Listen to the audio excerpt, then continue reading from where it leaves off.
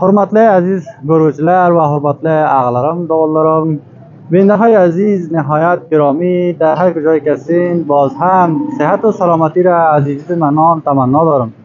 امروز اندخوی جان است، اندخوی جانی که با با آسانی خود شهرت جهانی پیدا کرده و همچنان اندخوی جان است که جایی که همیشه از علم و ادب، از فرهنگ، از عنعنات قوم و اقوام مختلف تجلیل به عمل می آید و از اینجا ما خواستیم که بعد از مدت ها از بازار و بازارچه و کوچه هاش به شما برنامه‌اش بگذاریم.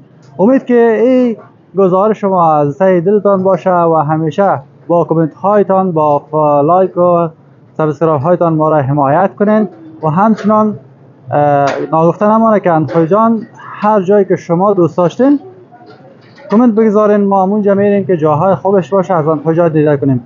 منتظر برنامه های بعدی ما باشین. از ولایت های مختلف ما از ولسوالی آخچه، از شهر شبرغان گرفتیم و از اندخوی رسیدیم. ان شاء الله در نهایت ولایت برنامه بعدی ما برنامه ولایت قندوز است که در ولایت قندوز همسفر می داشته باشیم.